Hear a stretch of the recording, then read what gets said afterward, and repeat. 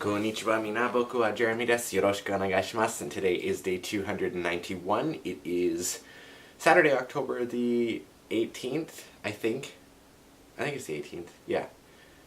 Yeah, I'm pretty sure it's the 18th. It's 3 in the morning. I do these videos so late or early, however you want to look at it. Alright, so today was episode 8. Minako, Sailor Venus, or as I like to call it, the biggest what the flying fuck. So far, most of the episodes have been following things pretty closely. There's, excuse me, been a few changes, of course. Primarily amongst the Shiteno, and also known as the Kings of Heaven. And, you know, reflecting on it now, it really makes sense why they did that song about heaven, by heaven, kami, I forget what it's called, but anyway, in the musicals.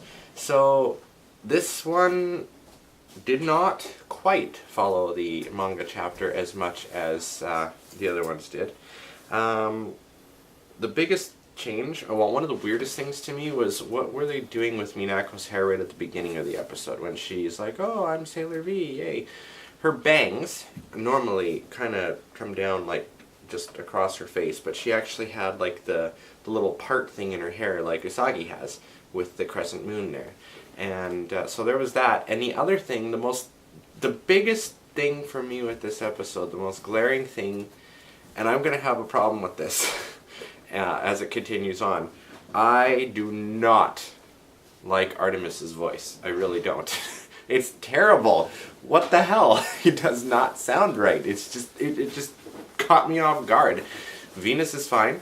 The rest of them seem to be fine, but Artemis's voice, I'm just, I don't know. To me, that's a bit of a miscast, but maybe it'll grow in time. I really don't know, but anyway. Other things of note, of course Zoisite is still alive, and in the manga, Zoisite would now be, well, not dead, but decaying at the Dark Kingdom, which is why Kunzite steps in. But as we know, Jadeite, Nephrite, and Zoisite are still very much alive. But Kunzite has stepped in to help out with what's going on and trying to help capture the Sailor Senshi and stuff. I think the cats are going to start fighting. Another thing too is this Minako is different from the manga one, because at one part, just after she tells them what's going on, she takes off, but then later on, like, she just kind of takes off. But in the episode here, she actually started talking to Artemis about how she's got a special mission, and she became all serious. Now, that doesn't happen in the manga, of course. I have a feeling that her thing, because we got a little bit of a glimpse of her talking to Kunzite on the Tokyo Tower, which I'll get to in a minute. But it's funny that she wasn't hanging out with the girls originally when Kunzite, you know, made the power go out and stuff. Originally, it was supposed to be just a power outage to get all of them to go to the Tokyo Tower, and of course, Minako's the one that's like, hey, everybody, we need to transform. Sorry about the sounds and stuff. My brother's in the kitchen cleaning or making something. But anyway, second supper. Oh, it's his second supper at 3 in the morning, 3:30 in the morning. Anyway, so originally, she's like, transform, we all gotta go to the tower. And in this one, she wasn't even going to tell them that she was going there. And then they find her, and they're all like, hey, you know, we're going to have dinner at Makoto's house, and blah, blah, blah. And she's like, I'm sorry, I have to run errands. And so she goes to run off and do that, but she actually transforms into Sailor Venus. I'm pretty sure that's probably why they did it. One of two reasons was just to show off her transformation sequence, which is probably the most different from the original one. The other ones have been kind of similar to it, but this one's been very different. And there's a lot of the ribbons and all that kind of stuff, which kind of makes sense with Venus. I was really hoping that they would kind of go that step further like they did with the live action series, where they have like the little shadow people kind of going through her hair with and it's like making it, but I mean, it was different with the live action series, and in the sense that their hair actually is the same color no matter what. Whereas the live action series, they had regular human colored hair, I guess is the best way to put it, because really who goes around with blue hair naturally, and so on. So I guess, they couldn't really go there with that. Minako's really taking on the whole princess personality and stuff. Now I'm not 100% sure if it's because she actually believes that she is, because of the way the memories have been messed up. I mean, even Luna doesn't remember everything, as Artemis pointed out to her. I don't think it's the case. I'm pretty sure she does remember absolutely everything. But it's like, okay, well, what's this other mission she has to do that only she can do? Well, it's probably the fact that she has to pose as the princess, because, the blonde hair, whatever, and that's probably why they started off the thing with the bangs and stuff there. But what was interesting, and I thought was the most neatest little addition to this episode, was when she did confront Kunzite on the tower, and she's like, "You don't have to do this. You're being manipulated," kind of a thing. So it's really showcasing the fact that the four Shiteno are supposed to be on the side of good, because as we know, they were on Prince Endymion's court, kind of like Mercury, Mars, Jupiter, and Venus. Jadeite, Zoisite, Kunzite, and Nephrite are his guardians, or were his guardians and stuff. Hence the names, the four generals of heaven, or kings of heaven. So then after she said that, because it got to him, and then Queen Beryl's voice came and she's like, "So what are you doing? What are you waiting for?" And then the fight started. So she used the crescent boomerang, which is from Sailor V, the original manga. She didn't use her crescent beam. She used the crescent boomerang, which was nice to see. And they've been doing that a lot. Like, the original anime powers are just not really there quite. Mercury's got Aqua Mist. Mars has her Akuyo Taisan. Jupiter has her... Well, she has Thunder, but she also has her Flower Hurricane. And Venus with her Crescent Boomerang. And, again, it kind of goes to prove how the theme song really is wrong. In the parts where they're like, "Oh, we don't need guys to protect us," but then, once again, Sailor Moon's falling down and Tuxedo Command jumps in and grabs her and saves her. I'm sorry, I'm being distracted because my cats are literally fighting right behind the camera. And it's really funny, and it's like a play fight. And it's just really, really funny because they're not used to having people up here. And now my brother has the laser pen out. Thank you, Daniel. Anyways, so then he jumps in and again, Usagi, "Go away!" Then Usagi, she's like, "Oh, he saved me again, blah, blah, blah." And then she kisses him, just like in the manga, and it's all romantic, and they're building all that stuff up.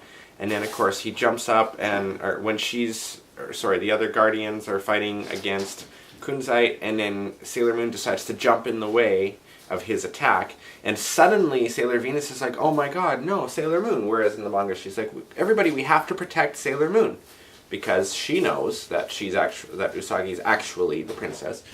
The others don't yet. So that's what the next episode's for. And then Tuxedo Command, even though he hasn't been able to protect her at all, like he hasn't really done the rose thing, his other power hasn't awakened yet, which I'm still really excited for when he actually gets his attack. Tuxedo the Smoking Bomber, for those of you who may not know.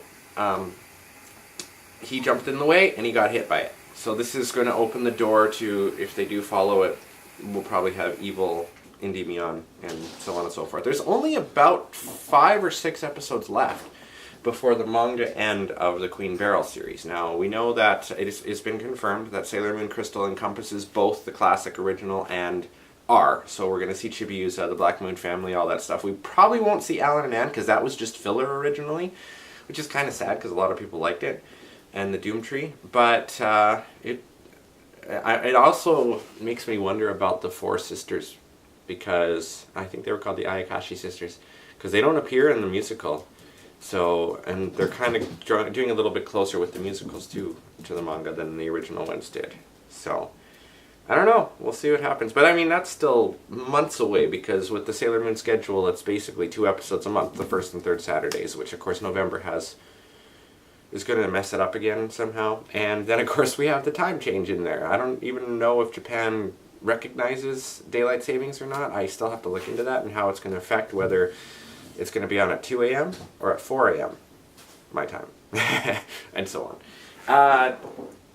There was something else too. I liked how they used the Sailor teleport pretty much, even without saying it. Without Venus too. It's just the four of them. They never really had that before. And then Sailor Venus didn't even have to say her transformation sequence. She didn't have to say Venus, power, makeup, or whatever. She just held up the pen and, well, kind of tossed it, and it did its little thingy, dealy bop, and she transformed. Oh, that was the other thing.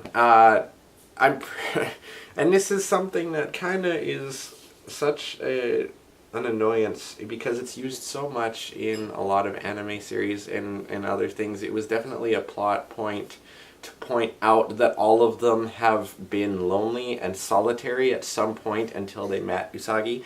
They never really had that in the manga, at least the Sailor Venus one. The other ones, you know, it was always kind of implied anyway because she was the first one to wake up with Artemis. She did her own thing and stuff. But this one they kind of really went out of their way when she was fighting Kunzite, and then the others show up and stuff, and they're like, they each take the time while he's still up there without attacking them, and they're like, oh, well, you know, we were all lonely before Usagi came along, and now we're here to help you, and it's our turn, and blah, blah, blah, blah, blah, and it just seemed forced. I don't know, dude, what do you guys think? I don't know, it's just really weird. So, like I said, the transformation sequence and that particular sequence with the, oh, well, now we're all together, and blah, blah, blah, just... those resonated okay, but they weren't part of the original manga story, which is okay as well because you got to have some changes with it. But the other thing that I was thinking about while I was watching this and kind of looking back at all the other episodes, the nice thing about the original series that came out in the 90s was it felt like there was a lot more use of the Sailor Senshi because they had all those extra episodes in there, which a lot of people dub as filler. But they were more fun to watch. They really were, because you have your monster of the day, you get to see the powerful attacks and stuff, and yes, sometimes it got a little bit repetitive with the transformations and stuff, but, I mean, how many times have we really seen each of the powers and stuff used?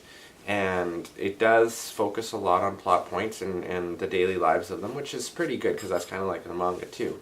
But it just feels a little bit rushed, really, when you adapt the manga to the anime series, I guess. So, not that it's necessarily a bad thing, and I'm not saying that it is, but it's different, that's for sure, and I know that there's going to be a lot of people out there that complain about it.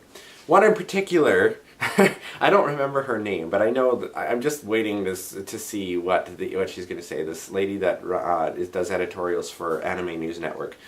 I don't think she's actually a Sailor Moon fan anyway, but she's always very negative about everything that goes on, and it just drives me nuts. And if she isn't a Sailor Moon fan, it's even worse, because she doesn't even actually seem familiar with what's going on. So it just, yeah.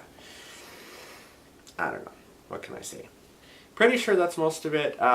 Another thing that was kind of sad to me was that they cut out the whole part with Usagi talking to her father, Kenji, and stuff, and he just didn't appear in it. Kind of like Ray's grandpa hasn't appeared yet in the anime, which also upsets me because I was really wanting to see how they drew him, which one they were going to go with, the manga version or the original anime style version where he's like a little Buddhist guy with the bald head and stuff, because they are completely different.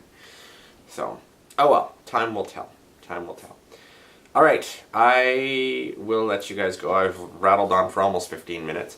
Don't forget to check out my radio show tomorrow, which of course is Sunday, from 2 to 4 p.m. Pacific Time on 92.5 FM if you're in Kamloops, or check it out online live, www.thex.ca. You could stream it live on there, and yeah, 2 to 4 p.m. Pacific Time. I will see you guys tomorrow. Have a great day. Let me know what you think about my reviews. Thank you for all of you who do watch.